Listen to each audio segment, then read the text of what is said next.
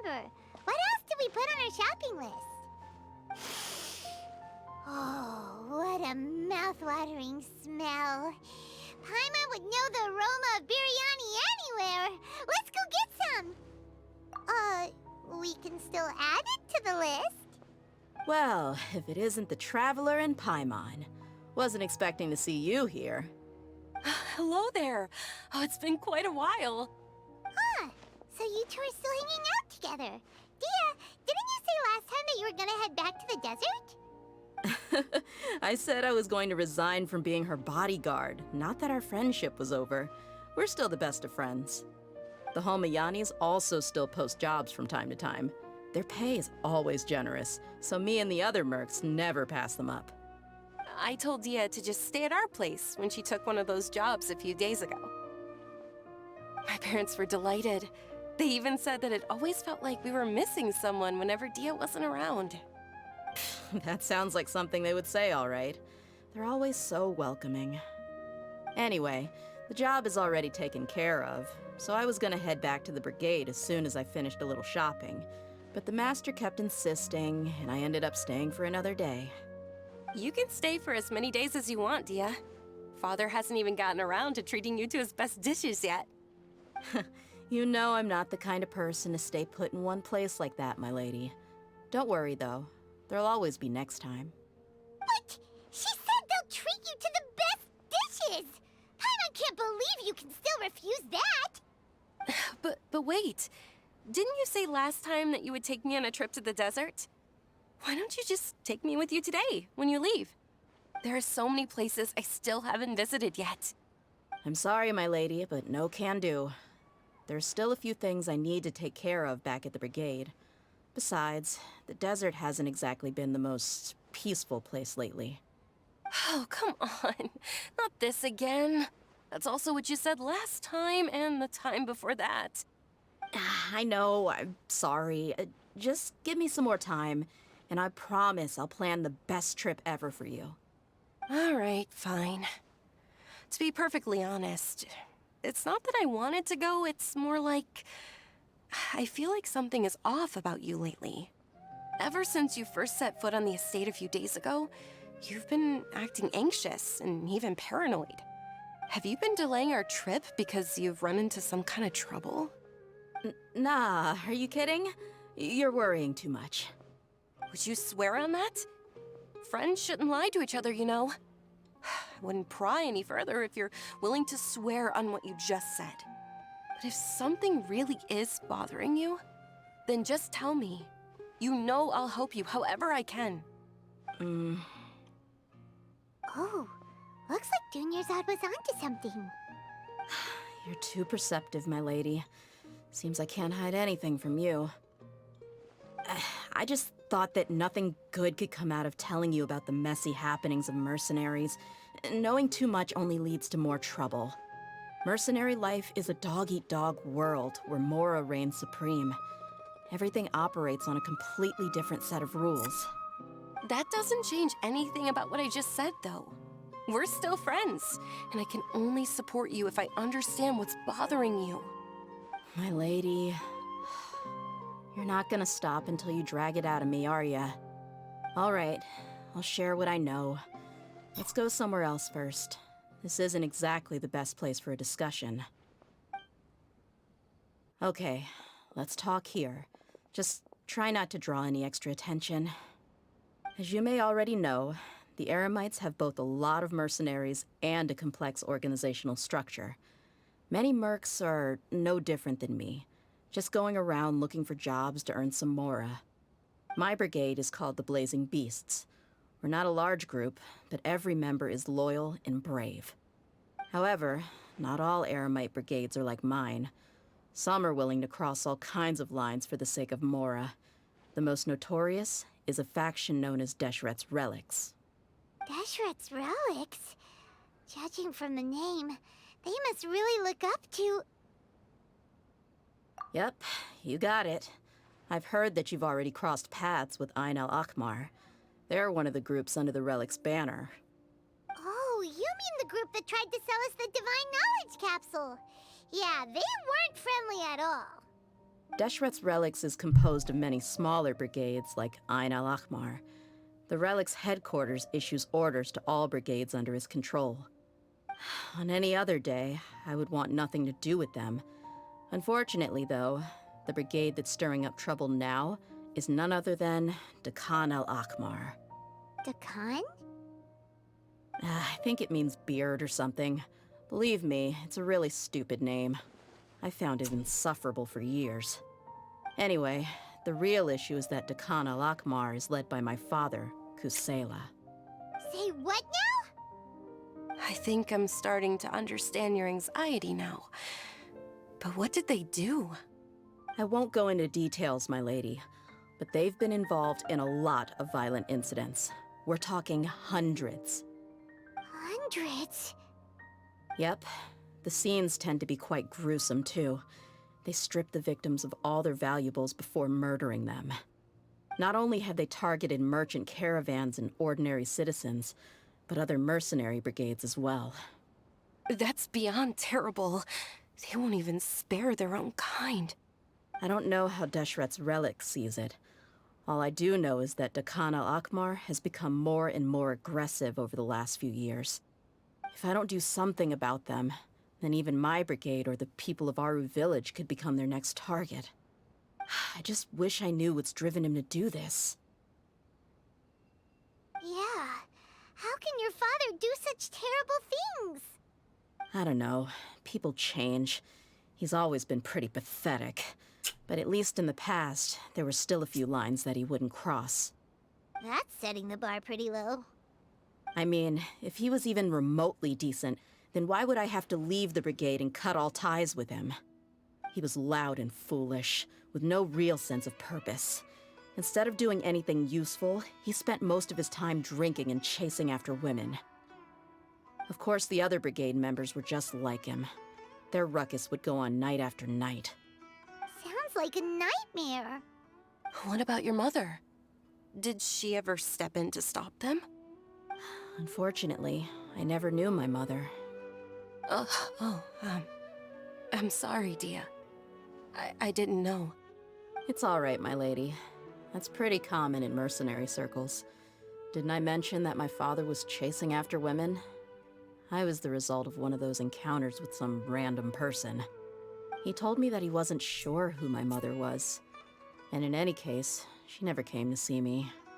He'd say, "You'll be fine as long as you remember to stick with Dad." But even then, he left most of the parenting to the brigade. The one thing I do remember is that he used to tell me stories. But the problem was that he had terrible taste. He only knew a few stories, and even those tended to be pretty stale.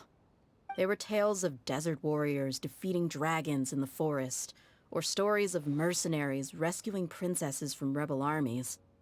Sounds like your typical fairy tales. More or less, yeah. They were interesting maybe the first or second time around, but after about 20 repeats, they started to get a little dull. He seemed to think those stories were the best things ever, though. He was so into them that he'd call the whole brigade over and make them perform the whole thing as a play. Even the toys he gave me would all be story props. I'd get helmets, shields, and toy swords. It was only much later when I realized that the shows were more for him than they ever were for me. What an interesting guy. Yeah, I've always found him pretty childish, but that was something I could just shrug off. I had no reason to despise him. Until I grew up and learned the true face of Deshret's Relics for myself. Looting, blackmail, violence, and fraud. They not only accepted such heinous acts, they would even openly boast about them. No one in the brigade was any kind of hero. Instead, my father and his cronies were more like the bad guys that needed to be taken down. Did they really think that as long as they didn't do any of that stuff right in front of me, I would never know? I think I can understand your feelings. The difference between perception and reality must have hit hard. Yeah, but don't worry, my lady. It's all water under the bridge to me now. I had a huge argument with my father and left that place behind for good. I'm not investigating them due to any bitter feelings I still have towards my father. I just want to protect those that are close to me. Yeah, I told the boys to gather as much information as they could. Most of the reports concern violent incidents, but there's also some talk of smuggling. I see. But isn't this investigation incredibly dangerous? It is, but every mercenary lives life on the edge. It's a lifestyle that I enjoy. That may be true, but it'll be impossible for those who care about you not to worry. Well, now you get why I didn't want to share any of this with you. What should we do? They both have valid concerns. Huh? But there's no need for you to get caught up in this mess, too. Well, she's super tough, so if she went into the desert with you, then Paimon bets the problem will be solved in no time. I'm inclined to agree. I'd feel a lot more at ease if you took her along to help. I'll wait for news from you in the city until then. Please, stay safe. I'm honored that you care so much for me, my lady. All right, then let's get moving. Our first stop will be Caravan Rebot, where we can catch up a bit with my fellow mercs. As long as we don't go to Port Overmore. Lion's Blood.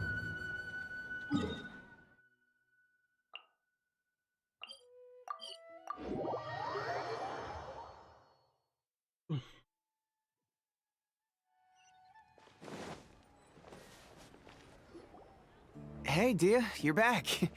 Are these two friends of yours? Likewise. There's no need to be so formal with us. We're a pretty casual crew. Anyway, since we've got a newcomer, let me fill you in on what the Khan al-Ahmar's been up to lately. They've become extremely aggressive. Apparently, even their own now have become acceptable targets. They even attack other relics brigades, just the same as any other mercenary brigade. Even the most ferocious beasts still protect their own. But it sounds like they've thrown that straight to the wind. That's right. Once they've collected enough loot off the other mercenaries, they sell it off to a different brigade, or turn to merchants on the black market. A portion of their profits is immediately exchanged for more food and weaponry to be used in their next violent operation. That's terrible! Yeah, and it really makes you wonder why they're so desperate for Mora. A few days ago, Isham and I trailed them for a while, and even disguised ourselves as merchants to conduct trade with them. We were able to learn a few things from the exchange. Rather than saying they're out to plunder and hoard Mora, it'd probably be more accurate to say that they're experiencing an internal power struggle. Wait, a power struggle? You heard me right. The vast majority of their victims are mercenaries from the other brigades of Deshret's relics. If their only goal was Mora, they could have gone after anybody. The targeted nature of their attacks points to a power struggle between the different brigades within the relics. That's the only plausible explanation we have. Unfortunately, we weren't able to find out anything more specific. It seems they're also trying to keep things under wraps. Oh, one last thing we discovered was that over the past few years, as the Khan al-Ahmar became more and more active, Deshret's relics as a whole became a lot weaker. It sounds mighty strange to me, too. Harun, you can leave the rest of the investigation to us. Gotta say, though, I didn't expect you to go on a whole undercover mission during the few days I was gone. Sounds like you were really putting your necks on the line, no? Nah, it was nothing. We're just as concerned about the situation as you are. The Khan al-Ahmar is your father's crew, after all. What he said. Besides, Dehya, haven't you done more dangerous things than all of us combined? What we did is nothing compared to your experiences. Yeah. And while they went to talk with Khan al-Ahmar, I took a look at the last camp they attacked. Any survivors of the attack were already long gone. There was nothing of value left in the camp. Ah, Hisham and Khalaf. You're here too. We rushed over as soon as we saw you come into Caravan Rebot. Although this new friend of yours looks a little green behind the ears, I'm sensing a special vibe from her. Now that we know you'll have a capable partner with you, we can also rest easy. Hey, what about Paimon? Feel anything special? Oh, you're also planning to tag along with them? Of course! Paimon is the traveler's most important guide. Wherever she goes, Paimon will follow. Oh, in that case, then you'd better take care of her too, Dehya. Don't underestimate Paimon! Don't worry about her. She may look tiny and helpless, but she's been through just as many battles as the Traveler here. Even if she had only survived on sheer luck, then that alone would still make her quite formidable. I had no idea. I guess I shouldn't judge by appearances. Oh, one other thing, Dehya. When you're free, why don't you update the deputy about your upcoming schedule? We held another recruitment event a few days ago, but everyone only came to see the Flame Main. You weren't around at the time, so people were pretty disappointed to only find our crew of rough, unkempt guys. The deputy put a lot of effort into the event, but it was basically for nothing. Only a few people chose to stay, and that really got to him. Sorry to hear that. I'll be sure to bring him some great liquor next time. I left in a hurry and I couldn't make it back in time for the event. Gotta admit, I can understand their disappointment, though. You're our brigade's main selling point, after all. Now, if only the deputy could figure out a way to bring a few more smoking hot members into our ranks. Keep dreaming. Remember the last time I invited a couple gals into the brigade? You all just froze up with your mouths gaping like a bunch of scarecrows. The awkward silence and weird expressions left quite the impression on them. They were originally interested in joining us, but after that, they both told me they were too uncomfortable to stick around. Hey, didn't we agree to never bring that up again? Huh? Wait, are you serious? Why have I never heard about this? I don't think you were part of the brigade yet. Are you kidding me? I missed a once-in-a-lifetime moment like that and you weren't even gonna tell me? All right. We can tell you about it later. Now's not the time. Hey, don't you try to change the subject. You and Hisham get your butts over here and tell me everything right now. Are they always like this? More or less. There aren't many rules or graces when it comes to mercenaries. We're used to just speaking our minds. If someone starts getting under your skin, you just yell right back at them. And if that doesn't put an end to it, then you just challenge them to a fight. But we also don't tend to take many things too seriously. Being direct and getting it all out of your system as soon as things come up is better than keeping everything bottled up, never talking about it. That's also why I never spare their feelings when I talk to them. If I want to laugh, I'll laugh. If I'm angry, then I'll unload on them. It's hard to stop once you get used to it. Though, I can never do that when I'm with the Homayanis. Hey, knuckleheads! Can you at least tell me the rest of the intel before you go back to your bickering? Yeah, you hear her, Holloff? Told you we gotta focus on the investigation first. I drew up a map. Right here is the spot. There you'll find the merchant caravan responsible for getting rid of Dehya al-Akhmar's looted goods. All you gotta do is wait and ambush them in the evening. They'll have no idea what hit them. Perfect. Thanks for that. Be sure to pass my regards to everyone else in the brigade as well. Will do. You stay safe, Dehya.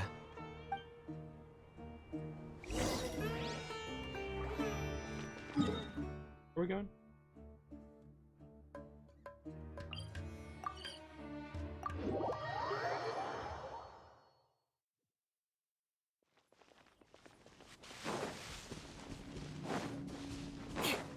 Can he be here?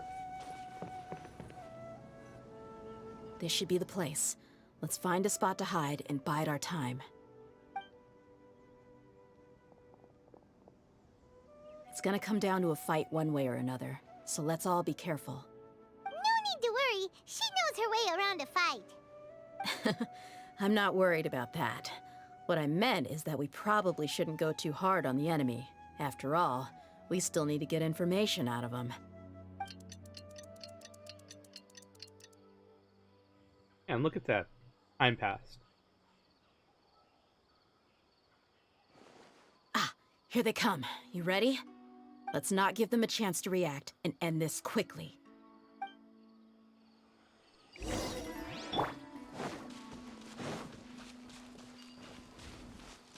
That's close enough. Gather. Think you can pull it? Crush!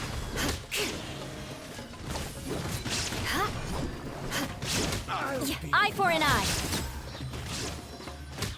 More speed. You want this? Huh? I'll be back.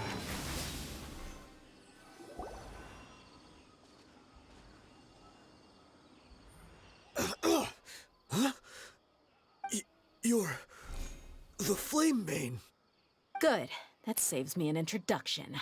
All right, time for a little talk. Are you buddies with Dakana Lakmar now? Tell me, what are they after?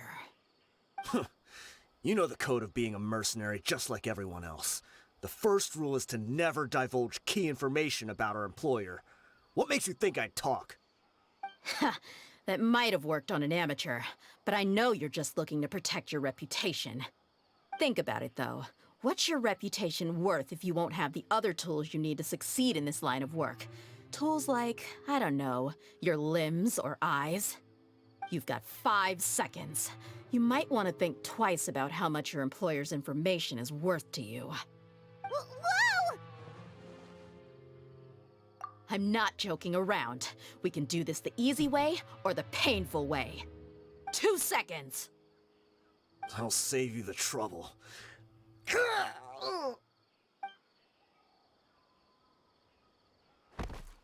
Huh? Are you crazy? He tried to bite off his own tongue. Quick, search the area for any first aid supplies. I definitely didn't expect him to go that far. Thankfully, the wound wasn't too deep, and he just passed out from the pain. But why would he be so extreme? I just wanted to test his mettle. You can get a lot of mercenaries to talk just by threatening them. I didn't expect him to be willing to go through so much pain just to deny us some intel. Well, he's out cold for now. We could wait for him to wake up, but maybe it's not a good idea to interrogate him any further.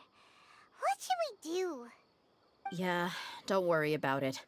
It'll be a waste of time to interrogate him again after that. He might just hurt himself again if we start asking. There are lots of goods around here. Let's search the area. Maybe we'll be able to find something.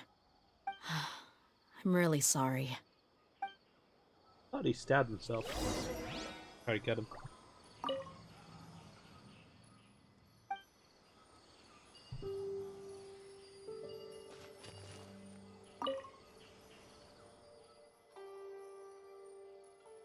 Weapons, medicine.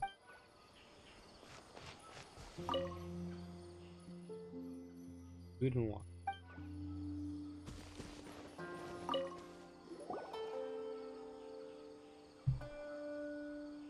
We found a piece of paper with a bunch of names on it. Maybe it's a record of something. Let me take a look. If this really is a merchant caravan, they should have a record of their transactions. Yep. I see an entry for Dakana Lakmar right here. Kusela, Idrisi, Bashar, and Takriti.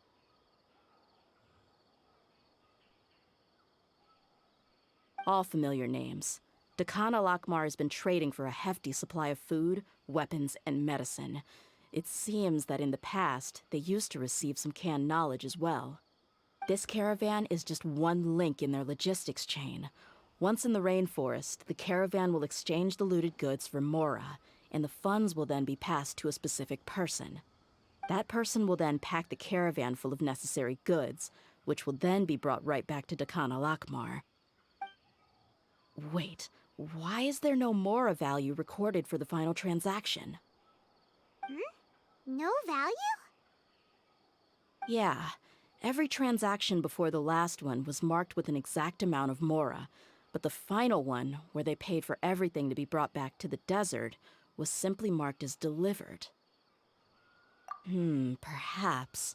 But they couldn't have known how much they would make off selling the loot. Do they not care about profit margins at all? Anyway, the next part's the records of the goods themselves. There are a lot of entries. Everything was probably sourced from the rainforest. Huh? What's wrong? Shazaman Homayani? Homayani? You mean Dunyarzad's family? Could it just be another family with the same last name? I'd be surprised to find someone with the exact same first and last name. Shahzaman Homayani is Dunyarzad's father, and the head of the Homayani family. Just what the heck is going on here? I'm sorry, you're right. I'll consider what we found and not jump to conclusions just yet. But what this piece of paper confirms is that the Homayani family has been providing goods to Dekhan al-Akmar. What if the Homayanis have been kept in the dark and don't know they've been trading with Dekhan al-Akmar? That's a possibility, but if that was the case, why is this caravan specifically named Shahzaman as their person of contact? They could have just as easily bought goods such as food and medicine directly from Caravan Ribat or Port Ormos. Yeah, funding violence and looting. The brigade gets the goods, and he is paid the proceeds from the sale of the loot. But why would he do something like this?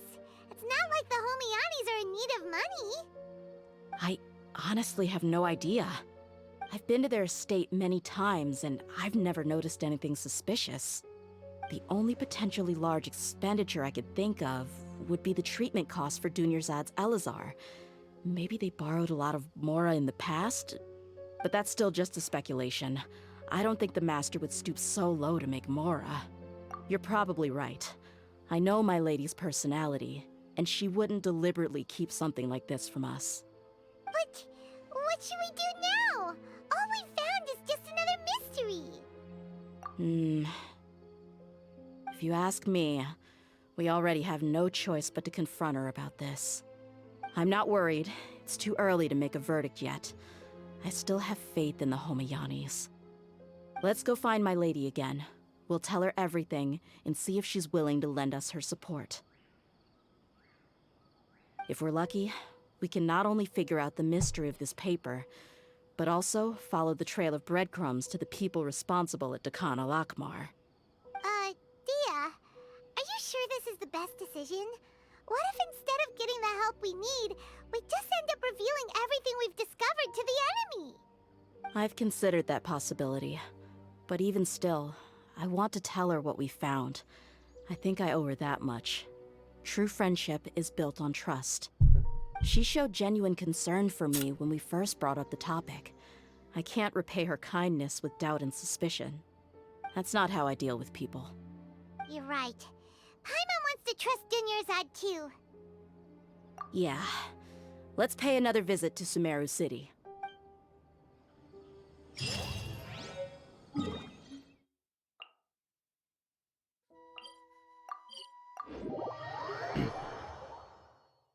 I really doubt that Dunyarzad would be implicit.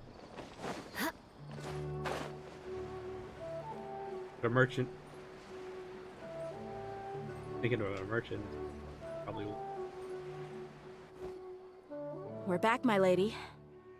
Oh, you're back a lot sooner than I expected. You mustn't have run into any trouble then. Well, how did it go? What did you come up with? Actually, we're still investigating.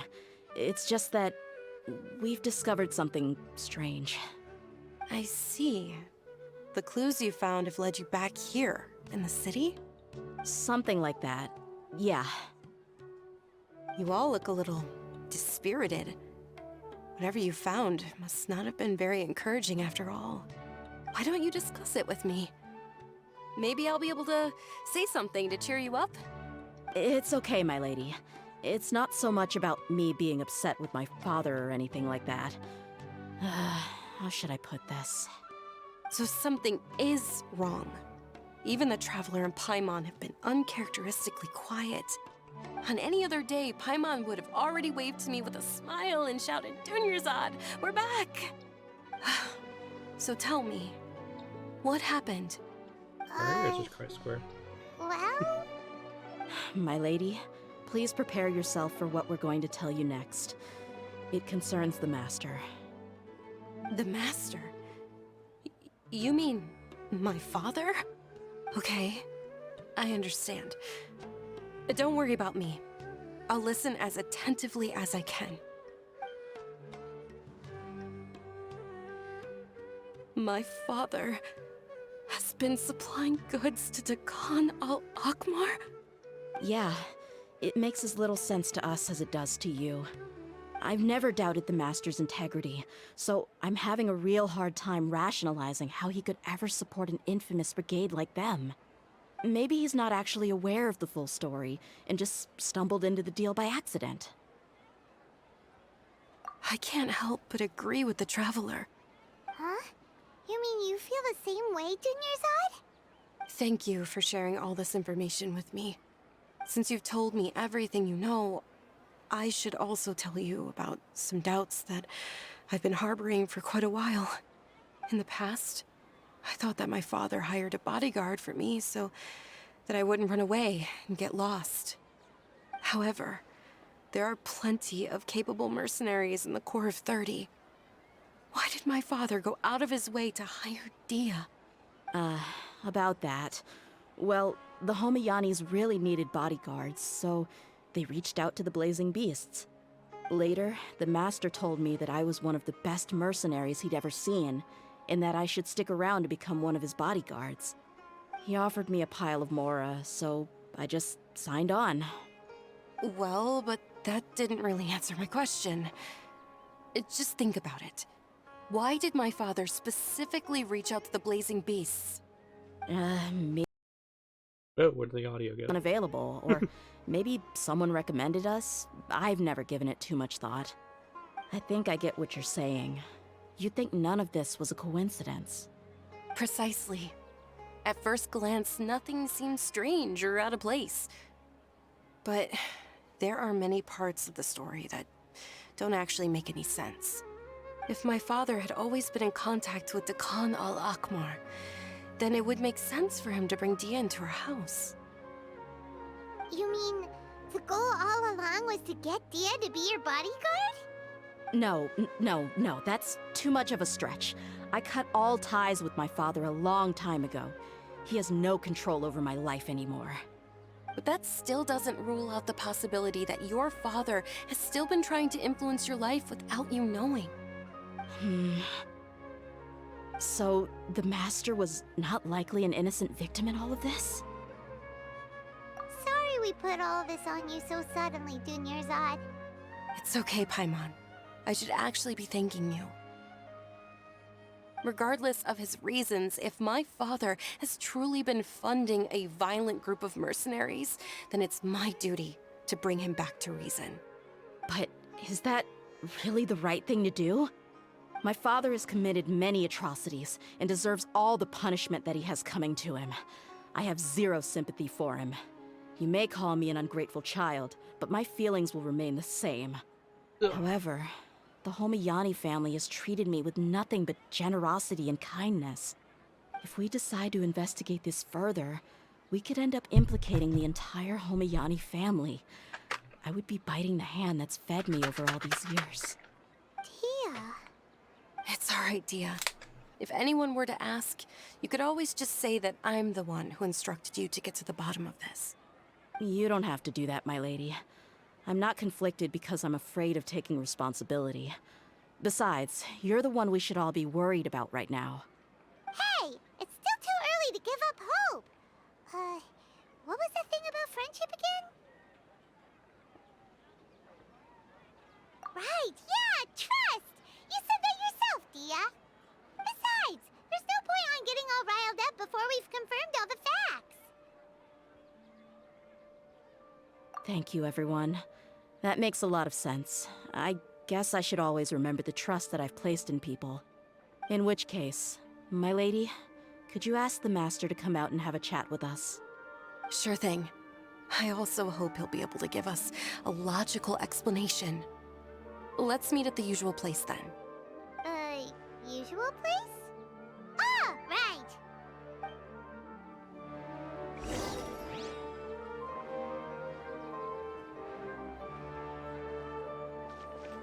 Where I think of it?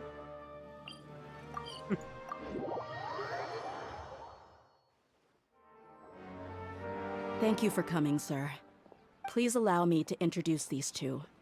This is the Traveler, and next to her is her travel companion, Paimon. Ah, yes. My daughter has mentioned them from time to time. It's a privilege to finally meet them in person. But we may skip all the pleasantries for now. What is the important matter you wish to discuss with me today? Well, we wanted to bring this transaction record to your attention. There's something on this record that we're all pretty curious about. So, that's what you found? Huh. Seems like I can't keep everything from you much longer. If you wouldn't mind, we'd like an explanation. Well, it's a long and difficult story. And to be perfectly honest, I'm not sure if I'm doing the right thing. What I do know, though, Dehya, is that the truth will bring you no solace. If anything, it will likely cause you a great amount of anguish. Wait, me? Yes. I understand perfectly why you came to see me. And I am touched by your collective commitment to do the right thing. But knowledge always comes at a price. And sometimes, as they say, ignorance is bliss. Your father, Kusela, and I both believed that. Of course, you have the right to seek and learn the truth, but I must warn you. The facts of this matter may reduce everything you've built for yourself into sand, blowing in the wind. If you must proceed, then Kusela's heartfelt efforts will also fade into the wind like a fleeting mirage. His heartfelt efforts? I'm sorry, sir, but I'm not sure I follow. I've made it this far in life without a single drop of my father's support. I have my own ideals and ways of looking at the world, as well as people and causes that I've chosen to cherish and fight for. None of these things have anything to do with him. I came here today to support you as the head of the Homiyani family. No warning will change my stance on that. I understand. Then let me tell you a little story. Our family once needed to take a trip to the desert when Dunyarzad was just a baby. Along the way, we were attacked by bandits. They had superior numbers and quickly overpowered our bodyguards. When all seemed lost, a group of passerby Eremites lent us their support. Those Eremites were Kusela's brigade, Dehya al-Ahmar. Kusela's men told me that the attackers were Eremite mercenaries, just like themselves. I was shocked. Why would Dehya al-Ahmar go so far to save us and not spare the fellow Eremites? Kusela was grinning and walked over to play with baby Dunyarzad. She was startled by his unfamiliar face and nearly started crying. Really? I never knew. He said that he had no particular reason to help us. He just took pity on us because he had a daughter about the same age. We started talking about our children, and I sensed that he was a devoted father. To repay his kindness, I hired his brigade to help out at our estate for a time, and offered everyone generous remuneration. So, that's what happened. It was many years before I saw him again. I almost didn't recognize him the next time he came knocking on my door. The man I knew to be strong and healthy had been reduced to a shell of himself. He couldn't even walk anymore without his cane. So, what happened to him? He was perfectly fine when I left the brigade. I'm not too sure myself. The only thing that didn't change was his cheery disposition. He said there was absolutely nothing to worry about and that he had gotten into a fight. That was all. He then suddenly asked me if Dunyarzad, now that she had grown, would need a bodyguard of her own.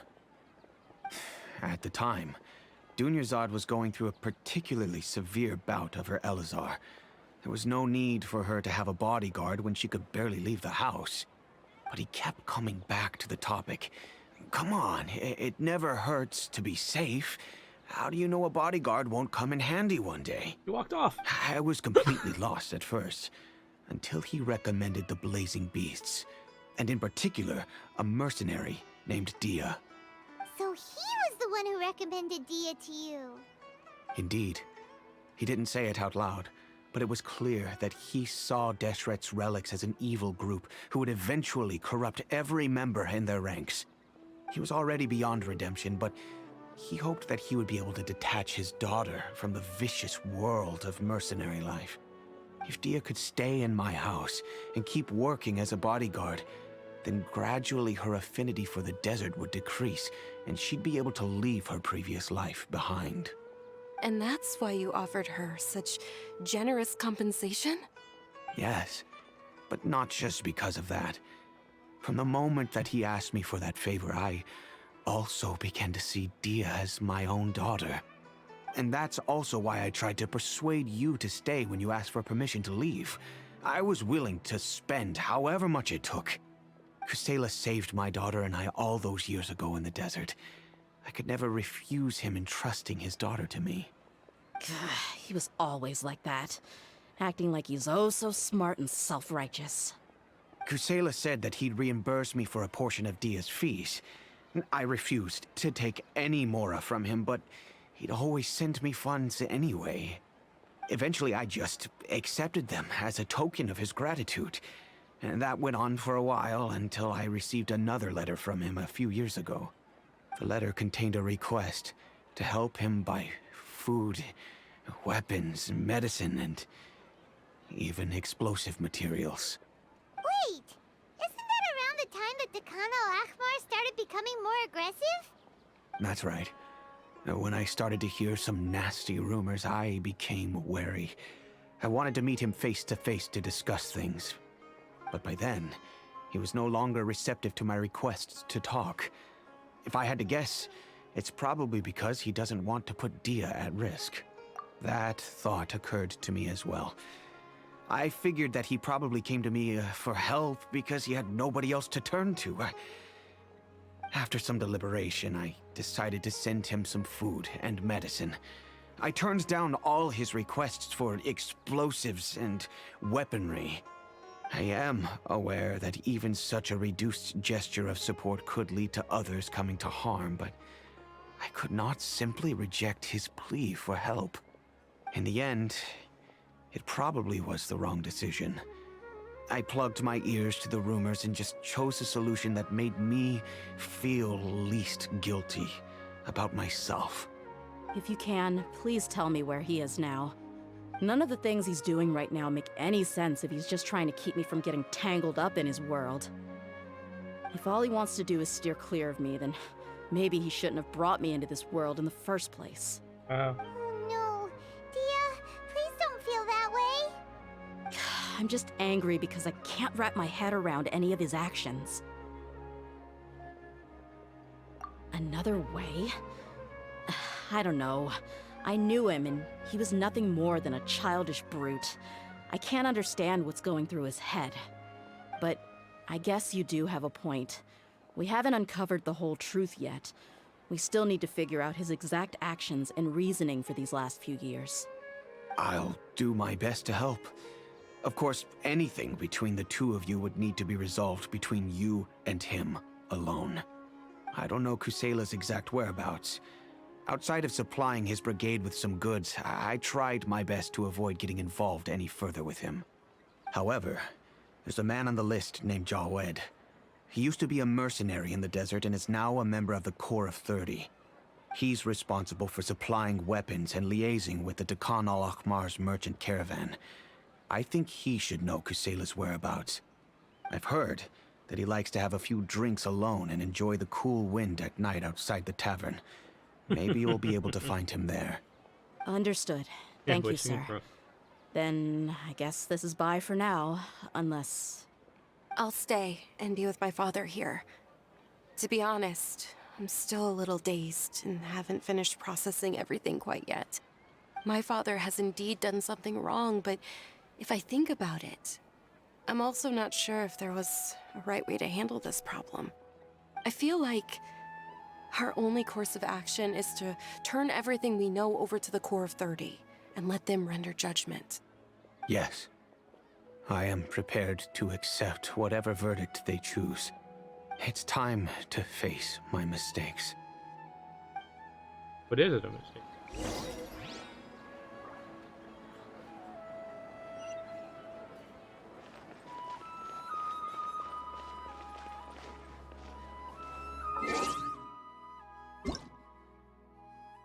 Oh, it's Chi-Chi's birthday.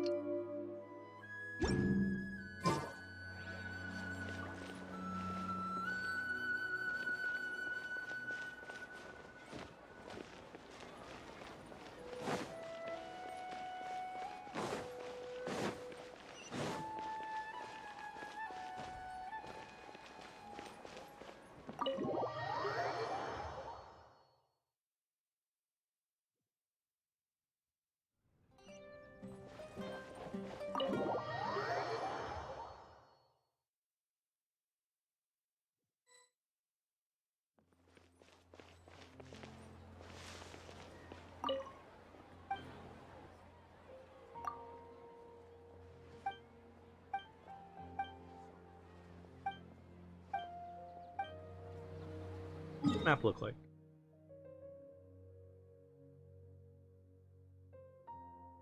What's up? Recorded?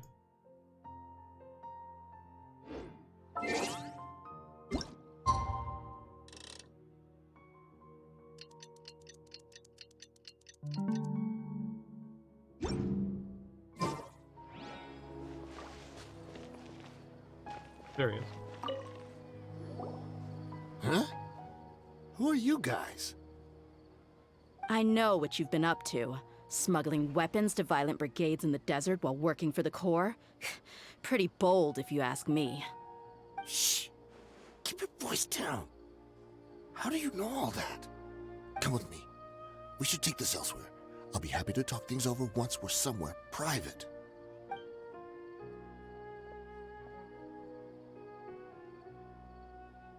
This place should do. All right, back to my question. How did you all know about me?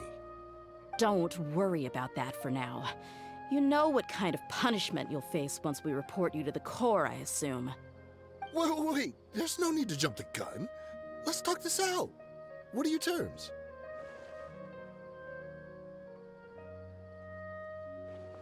So what's in it for you anyway, Mora?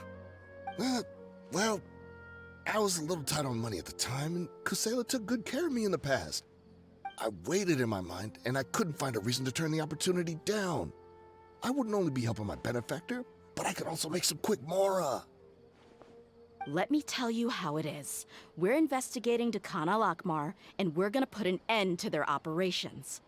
If you provide some help for us, then we might just put in a good word later to reduce the terms of your punishment. Hey, why don't we discuss this a little first? Listen, I made quite a bit of mora from my last run. You just give me a number, and I'm sure we can... Shut it. My patience is running out. You should know when a mercenary is after something other than money. All right, sheesh. But you gotta promise you'll put in some nice words for me later. They're always on the move. Here's the spot they were at the last time I made my delivery to the desert. Feel free to go have a look. I'm just telling you, though, it's not on me if they're not there anymore. Sure. And then you can forget about any nice words from us. Hey, come on. Now you're just being unreasonable. Really? And how do I know you're not leading us straight into a trap? Don't forget, you're the one with no bargaining chips. All right, I get it. Why don't you go take a look, and if they're not there anymore, I'll try to figure out something else for y'all. Now that's more like it. Let's move. And as for you, try to stick around the city until we get back. You don't want us to call the folks from the Corps and have them drag you back to the city.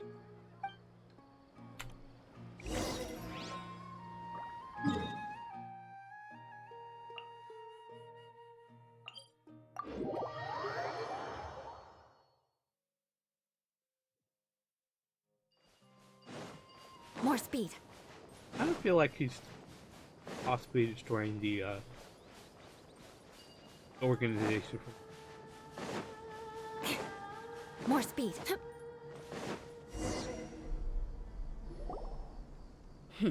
Seems like we're in Make luck. the world a better place That for his should be their daughter. camp right up ahead. Let's go. We'll finally get to the bottom of this ourselves. I'm here to see Kusela.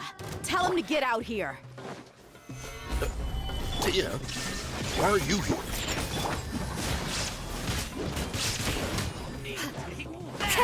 I condemn you!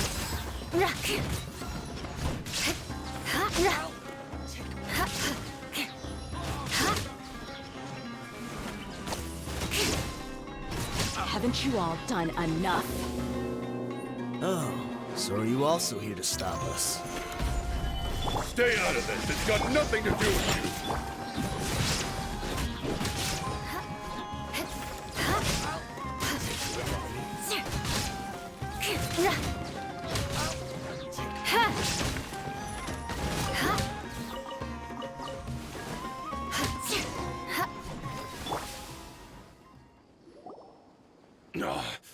She's so strong.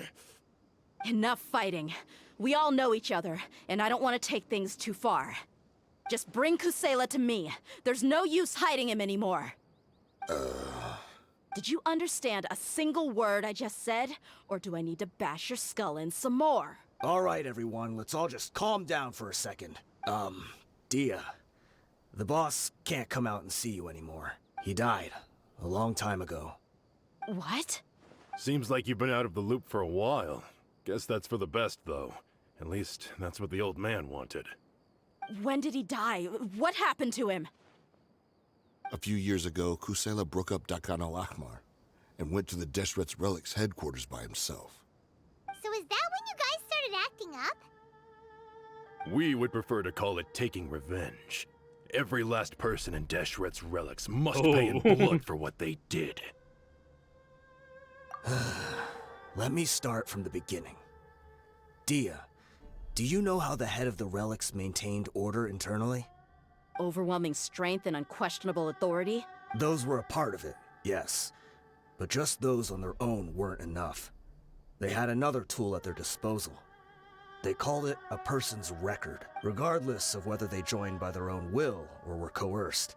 Every person in Deshret's Relics were forced to leave a record of themselves at headquarters, whether it be their deepest sin, some unforgivable act, or their most immoral exploit. The records served both as a symbol of loyalty and the perfect material for blackmail. That's precisely it. Every one of us have a record. Me, Bashar, Tikriti, and all the boys who grew up with Dehya and ended up joining our ranks. But you, Dehya, you were never asked to provide a record, were you? I never even knew this was a requirement. You were probably the only person in all of Deshret's Relics who didn't know about it. Ever since you were born, Boss had been trying to shield you from this organization's sinister rules. Not only that, but he also banned all of us from committing any nefarious acts. He said he'd take care of the dues we had to pay regularly to headquarters. But in the end, he was just an ordinary person. What could he do? He was forced to go to headquarters again and again to account for missed dues and incomplete records. He'd come up with all kinds of excuses and get beaten up as a result. We all knew he was doing that for you. He wanted to get you out of this world, no matter what it took. And that's why he became a shell of himself and couldn't walk without a cane. Wait, but that doesn't make any sense. I didn't know about any of this, and I'd never seen him get injured or beaten. Because you were too young at the time. How would you ever tell between wounds from a beating and wounds from battle? When you left home after that final argument with him, he seemed to age by a decade overnight. Even his hair went gray. So, even the blazing beasts... Yep. It was all his doing. Had he not arranged them to come to you, you probably would have been reduced to a pulp before you ever left the desert. A few years ago, Boss said he needed to make another trip to headquarters. He was already pretty weak then, and we all assumed he was going to get beaten again. I suggested that he hand the role of leadership over to me, but he said there was no longer any need, since the Khan al-Ahmar would soon be no more. His words made no sense to me, but that night, we heard that a massive fire tore through headquarters and razed everyone's records to ash. Everyone gained their freedom that night. Many members fled, not just from our ranks, but from the other brigades as well. But how could we leave with a clear conscience? All of us who knew exactly what had happened. The boss can't have just died for nothing. Those heartless jerks at headquarters took him from us. From that point on, the sole purpose of Dakan al-Ahmar became revenge. The big fire that boss started was quite a blow to headquarters' strength. It's given us the opportunity to launch our attack. Even though we're outnumbered, we vowed to see our revenge through to the very end. There were people from headquarters who changed their names and went into hiding. Some fled to other brigades, and others escaped to the rainforest. But we won't let any of them escape our wrath. They'll all pay for what they've done. We've suffered plenty of losses as well. To keep going, we need an enormous amount of supplies, from food and medicine to weaponry and explosives. All we can do is exchange our loot from Mora, and then use that to get supplies. We forged Boss's handwriting and sent out many letters to his former friends. Thankfully, many people were willing to come to our aid. We were also able to attract many mercenaries who shared our goal. We've endured unspeakable pain to win many impossible battles. Deshret's relics have become weaker and weaker, and now, we finally have an opportunity to directly strike their headquarters. Paimon doesn't know what to say anymore. We do know right from wrong, but we were sinners from the very beginning. We do not deserve the freedom that the boss won for us with his life. Boss always loved his old-fashioned hero stories. Those tales about sacrificing yourself to save the world. We used to always laugh at him for it. But in the end, he really went and lived those stories out himself. As for me, I never considered myself a hero. We're all the lowest of the low. We have no right to even imagine such an existence. But maybe those hero stories he liked foreshadowed everything that was to come. The spirit of the hero touched all those he had saved, and more people joined his cause. Maybe we were all just acting along with the play in the beginning. But as we acted the parts and recited the lines, we were drawn in. And now, we want to see the story through to the end. I'm sorry, Dehya. I know you always found us insufferable ever since you were young. Just think of this as a madman ranting. I'll go with you. Huh? Dehya? You wanna go with them? I grew up with these guys, and I know they're not bad people. It's just that some situations get so bad that it's difficult to tell good from evil. All I know is that Deshret's relics must be destroyed. Furthermore, I want to go see the place for myself. I want to know if my father is still there. I know you don't want to get involved in this, so there's no need for you to tag along. I can do this on my own. Yeah, Paimon feels like we'd only regret it if we don't see this through to the end. Thank you. We'll be a lot stronger together with you. I bet Boss would lose his mind if he ever knew you'd join us at the very last moment like this. Considering all the losses and injuries we sustained, we can't afford to turn down someone as powerful as you. He can think whatever he wants. But the fact is, I owe him this much.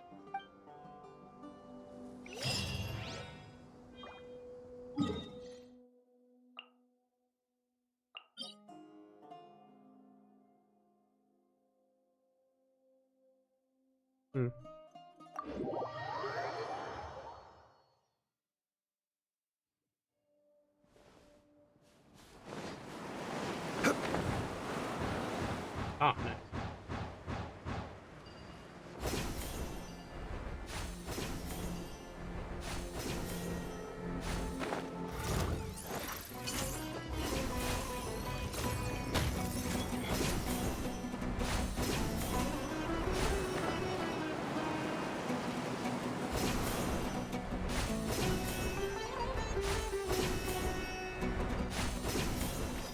Is this the entrance? We sure didn't run into much trouble on the way here. Should be. I don't think they have enough manpower left to post guards and defend their perimeters.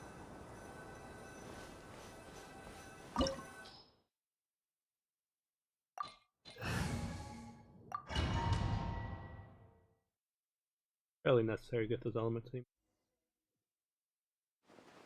Wow. Paimon didn't expect it to look like this on the inside. They should all be holed up in here. Don't know how many people they've got left, though. Who cares? We'll round up all of them. Still, we should be careful. Even if they've only got one shot left, it could still take us out. Yeah, we'll know what they're really capable of once we've landed some hits on them. Deshret's relics may have been a force to be reckoned with before, but their name means nothing now. Yeah, they don't stand a chance with you here. I'll take the lead. I've been here once before.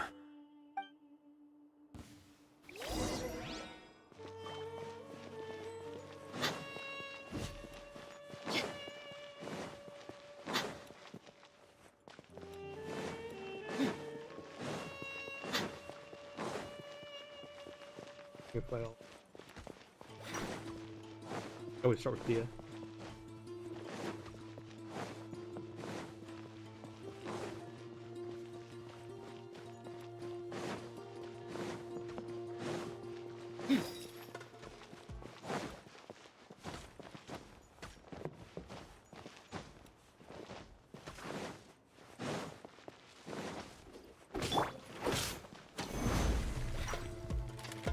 Shine down! Crush! Pew pew! I'll be back. Buckle up! There is no escape! Crumble!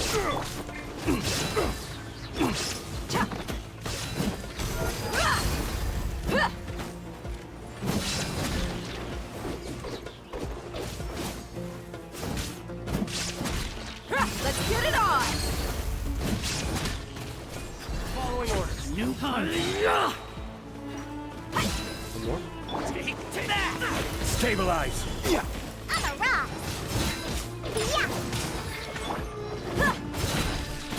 Yeah! They're dead meat!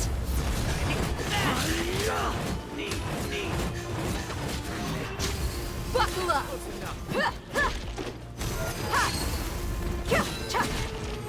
Rise! Illusion shattered! Take the hand! Beg for mercy! You want this one? I'll be back. You want this one? I'm a rock!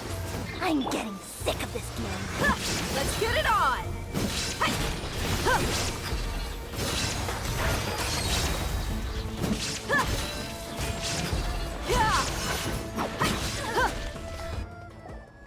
This way, follow me. We're almost there. Booyah! Wait!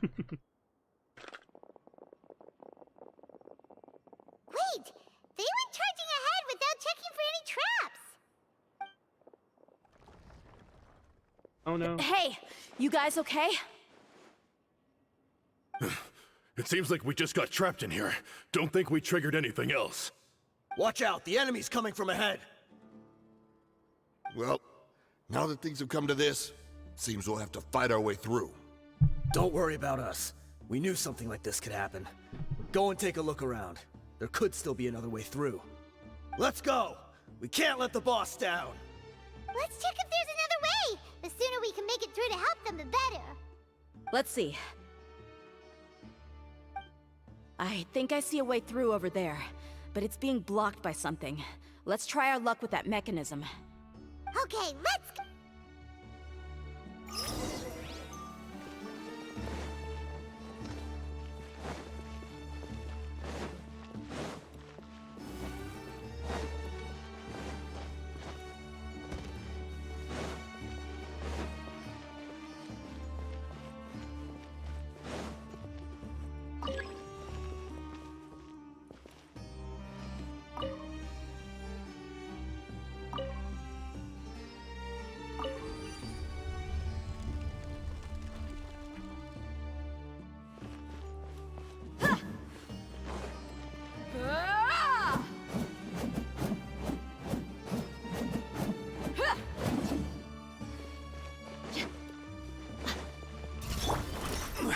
Gather!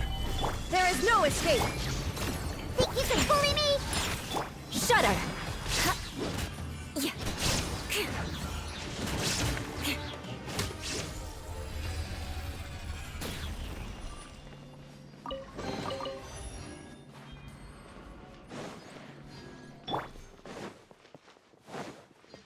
Another mechanism like the one before, but this one's being blocked off in the middle. We just need to adjust it a little.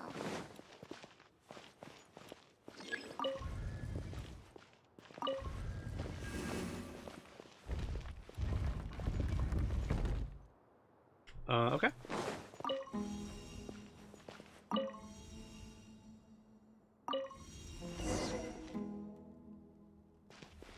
It's a puzzle sound.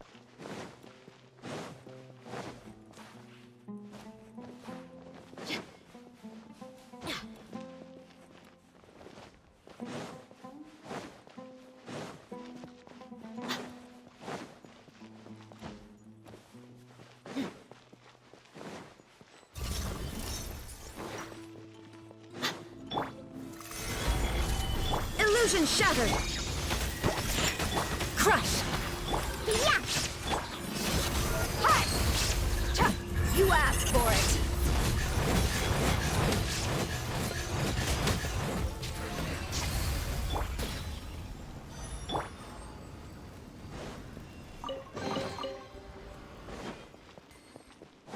Dendro single.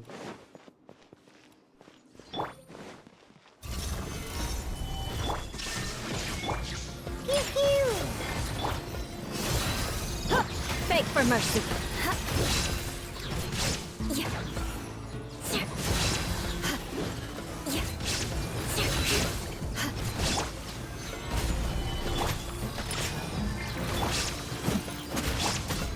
I will have order.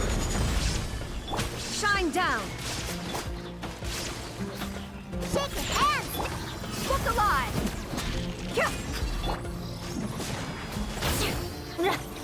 Illusion shattered. Yeah!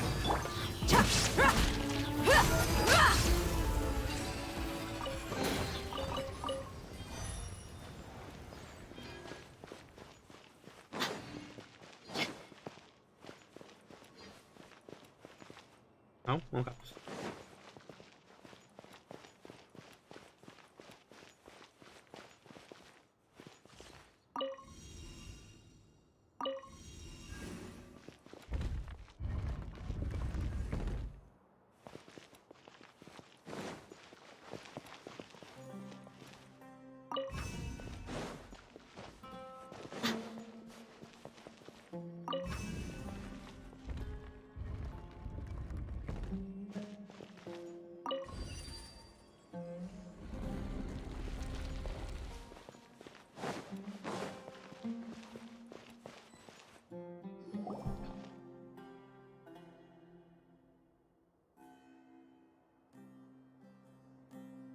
Nice. I wasn't expecting anyone to make it through from the other side. But as a desert dweller, I suppose we should be used to our folks defying all expectations. Don't waste your breath. You have nowhere to run. Run? Had I wanted to run, I would have trained fled to 1,000 times already. I witnessed the golden age of Deshret's relics. Even if I could leave this place behind, all that awaits me now are endless days of humiliation and ruin. Even now, my brothers and I still believe in one thing. The greatest should never live to remember their fall. So you want to go out in a blaze of glory. Let us draw our weapons! We will show them the true power King Deshret bestowed upon his followers. They are but two, while we hold within ourselves the entirety of the relic's glory. The remainder. Wave 1, charge! Eliminate them! There is no escape. Think you can bully me? You're dead meat!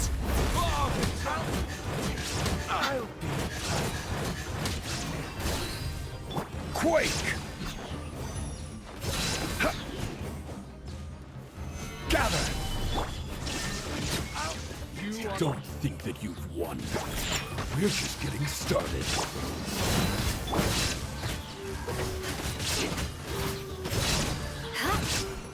Shut up!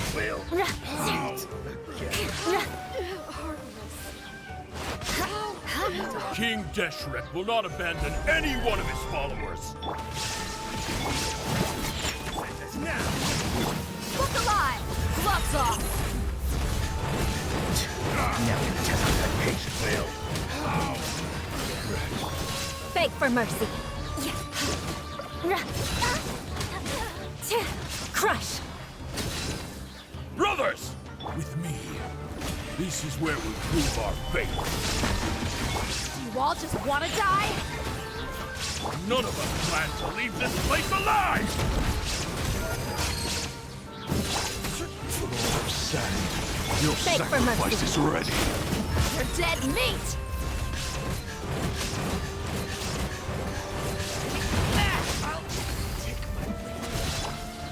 Gather!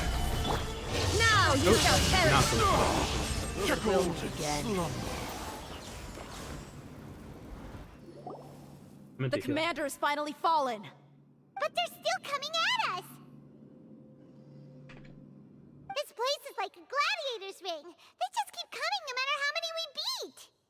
Yes, keep fighting! There's no need to fear, and no need to back down! This is our last stand! When the next wave comes, try to draw away their attacks. I'm going to see if I can take out that high platform.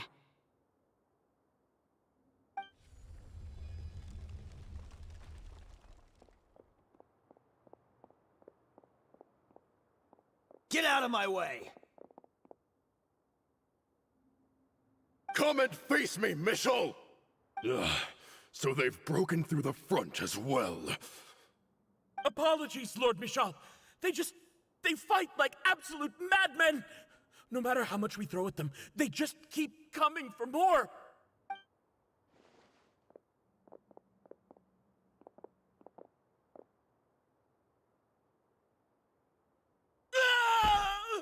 So, it would seem like this is the end.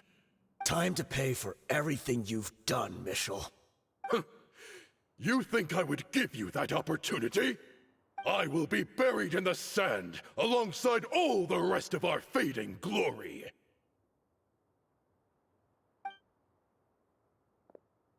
Hey, wait!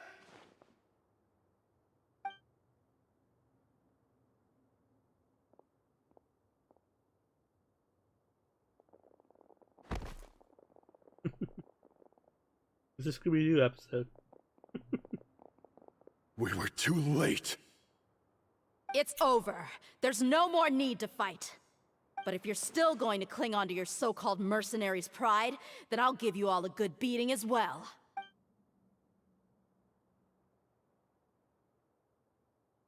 Hey, Dehya! I found the mechanism. I'll get you all back up here right away. Let's go.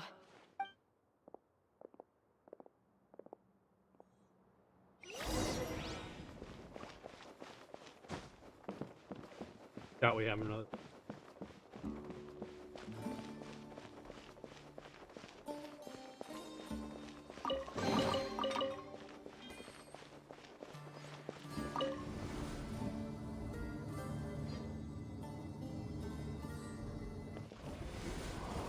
Who are you filthy rats? And why are you always pestering us? You call yourself a member of the infamous Deshret's relics, and you still can't even tell who's made it all the way to your headquarters? Who knows what intent a bunch of rats may have? We try to catch a couple, and you all just show up on the other side instead. How are we supposed to figure out what you're after? Hey, have you ever heard of a man by the name of Kusela? Why would I know? It's not like I'm in charge or anything. This is your last chance to talk. Hey, I said I don't know anything. I'm just an average member here. I'm telling the truth. If you're here to find someone, why don't you look through the records yourselves? Who can remember every name and face with so many people coming in and out every day? The irony. His life became a light for so many, yet to others, it wasn't even worth remembering. Where's the records room? Answer me! It's right over there. All the files are in there. You can go through them as much as you want. It's not like any of them still matter anyway. I mean the old records room. The old records room? You mean the one that got burned down? Kusela. Ah, yeah, I remember him now. The guy who could hardly walk. Watch your mouth. That's our boss you're talking about. He was definitely faking it. We all let our guard down as soon as we saw him come hobbling in. But in the short time it supposedly took him to take a dump, he'd already gotten away and started a fire in the records room. He couldn't have possibly outrun us if he wasn't a fraud. And after that, Deshret's relics fell into complete disarray. Stop wasting our time. Every one of us here is perfectly aware of what he had done. Tell me, where is the old records room? It's just over there. Go see it for yourself if it means that much to you. There's nothing left in there but ashes. No human could ever survive that kind of inferno. Bashar, Tikriti, let's go. We'll leave the others here to guard these guys. Spare them no mercy if they try anything.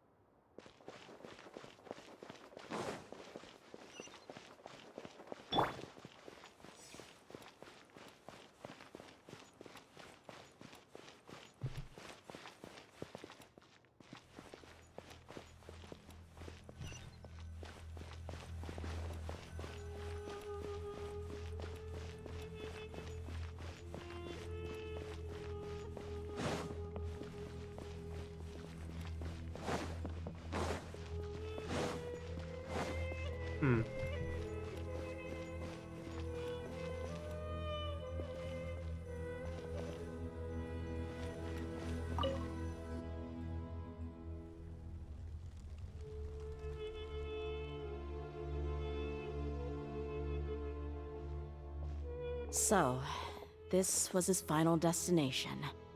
How did he do it? Getting past all the guards with a limp and sneaking in here to start a fire? If he was nimble enough to do that, then he must have been able to get out of here after starting the fire, right? Dehya. I'm sorry. I know it's just wishful thinking. Let's look around. Maybe we can find something that's been left behind.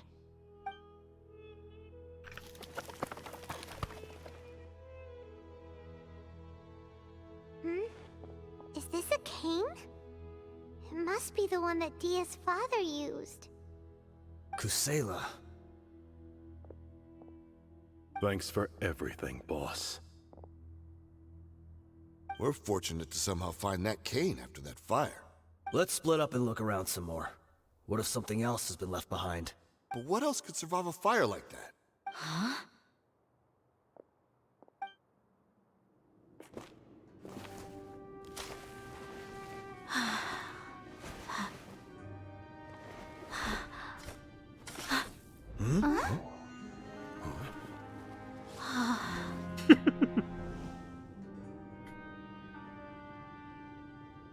Thought so. Wait! Isn't that the toy sword you played with as a child?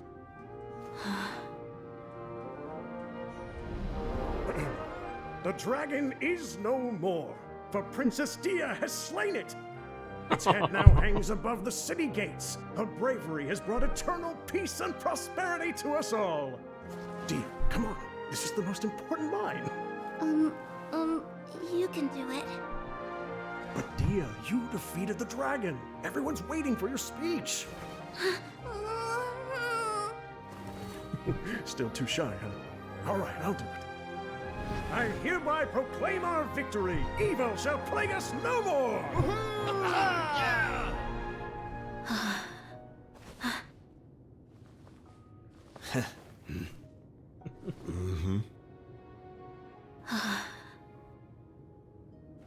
I hereby proclaim our victory. Evil shall plague us no more, Dad.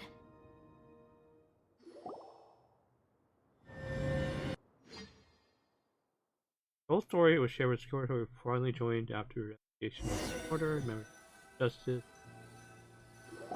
turned themselves into 40s. What's this? He was given to Dehya. All in Don't you remember? You asked Paimon what she would do if she were to wake up tomorrow with loads of money.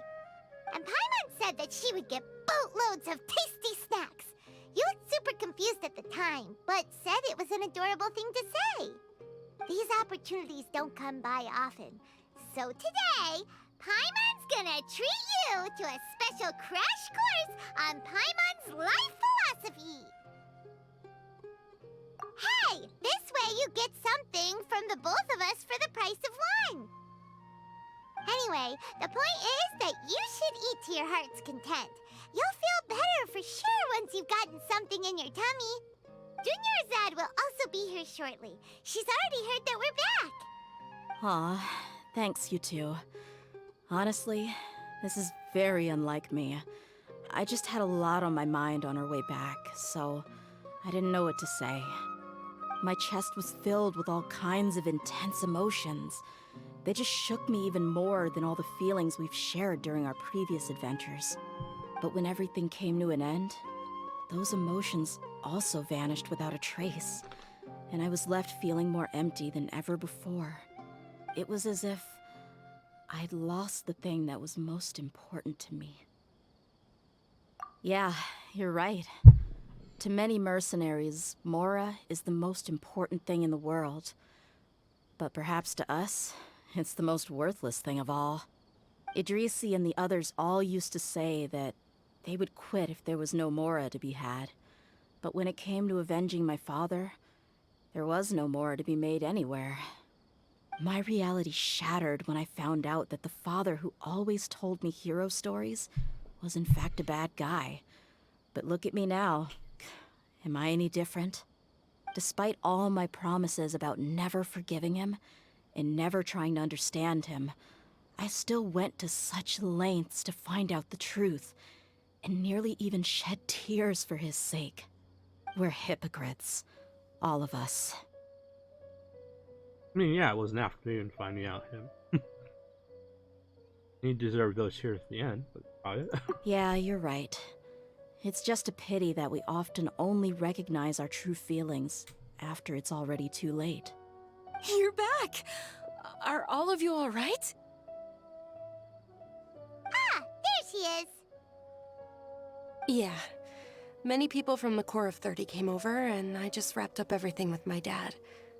All I can do now is wait for their verdict. Huh? Dehya, you're looking quite down again. Paimon will explain. A lot happened while we were gone.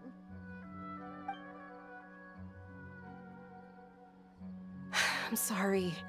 I really should have controlled my emotions better. I just... It's all right, my lady. You were hurt by all of this as well. Truth be told, I'm starting to feel a little guilty watching you cry like this. But Dehya, your pain must be even worse. You shouldn't need to comfort me. Hey, don't worry about me. If anything, this whole thing has finally shown me the difference between illusion and reality. My father probably thought that people could settle into new lives as long as they moved to a new environment. That thought has even crossed my mind a few times. It's like saying, what's wrong with adapting to a new life? However, there was always something deep within my mind that refused to accept it. This impulse brought me great turmoil, and even made me feel ashamed for turning my back on your father's kindness. But now that I consider it again, it all makes sense. The desert sands are a part of who I am, and I will never be able to lead a peaceful existence. I understand how you feel. That doesn't mean I won't be making any changes to my life, though. As an example, I'm now thinking about taking on some small odd jobs. It's just like Idrisi said. I also want to catch up to my father and become a character in his play. Even if the ending of the story may be childish and ridiculous, it won't really matter. Isn't that neat, though? Oh, you'll be a whole new kind of mercenary, one that's inches. not out for Mora. 100. Why don't we go for a change of scenery once we finish eating? What about stopping by the Grand Bazaar again? Right. You said you wanted to get a rug for your family. We'll come along too. I can't thank you enough for taking care of me this entire time.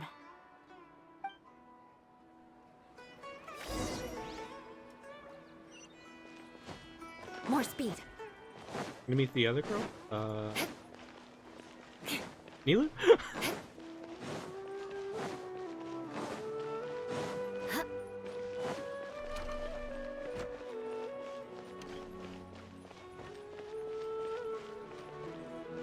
As I was pointing to her. Oh, this rug here is quite something.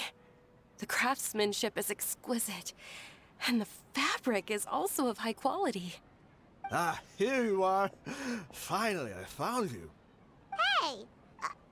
Aren't you that mercenary who bit his tongue? You can still talk? Wait, are you here to take revenge on us? What are you talking about? Do I look like I could take you all in a fight? I just came here to give you something.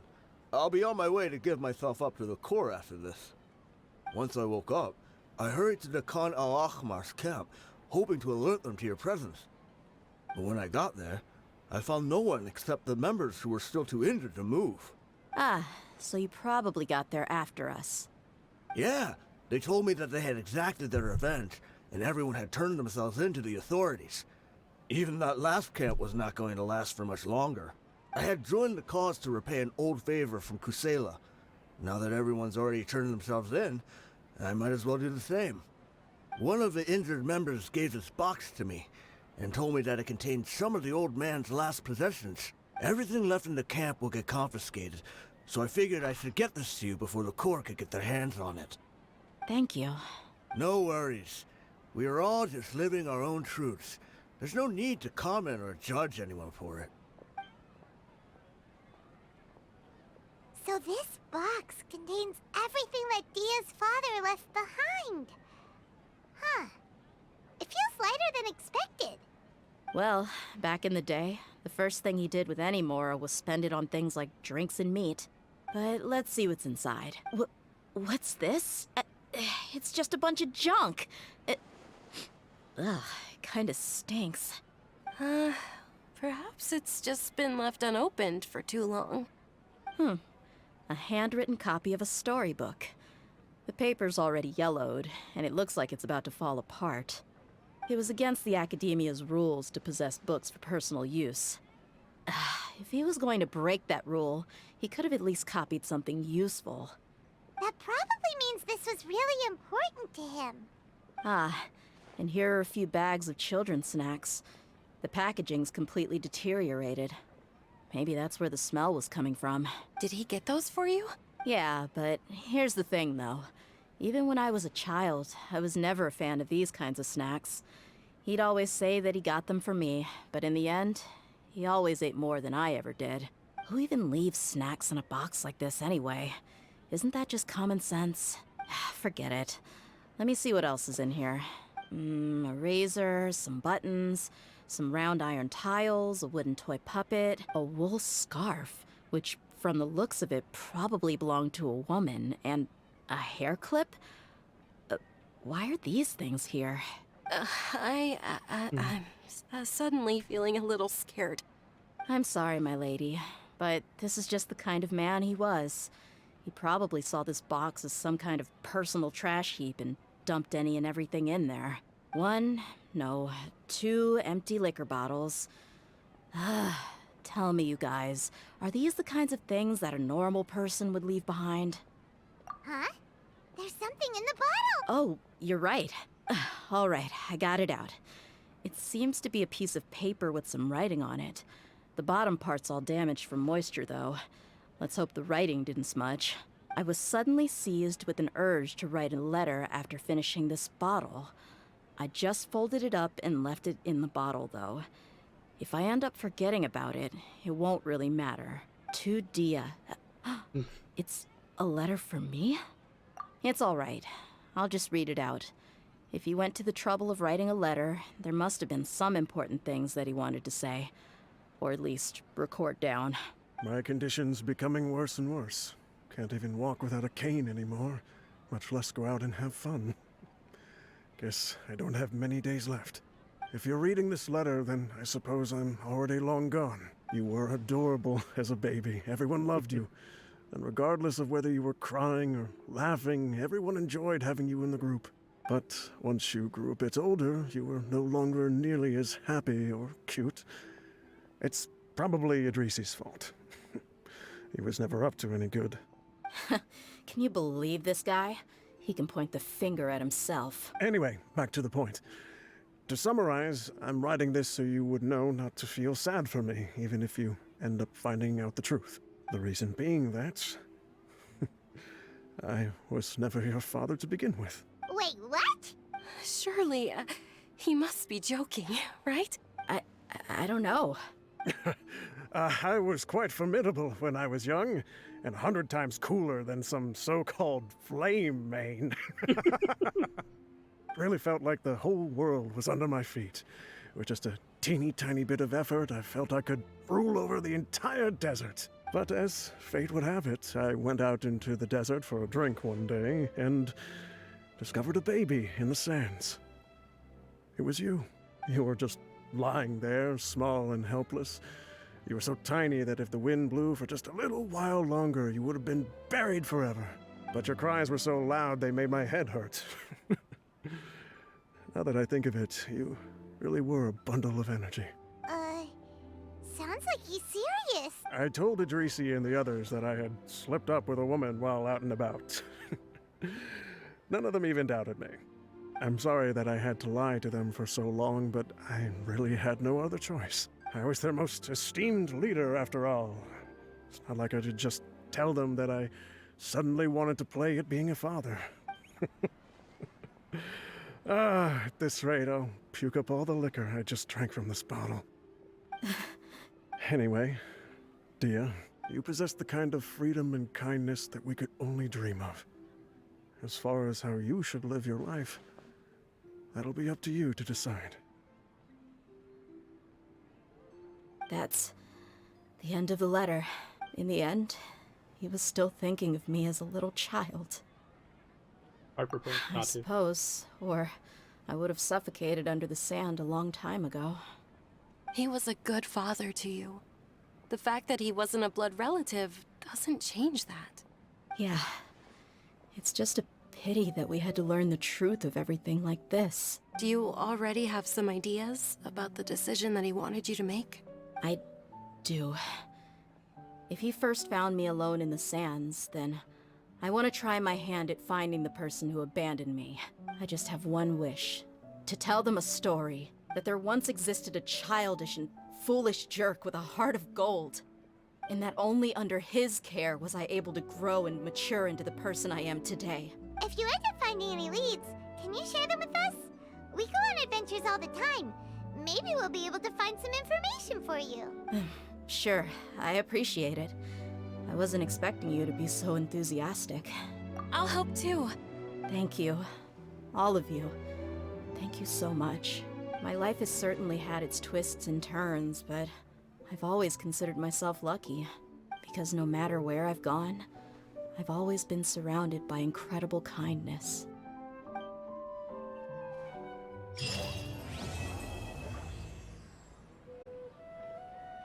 Was good.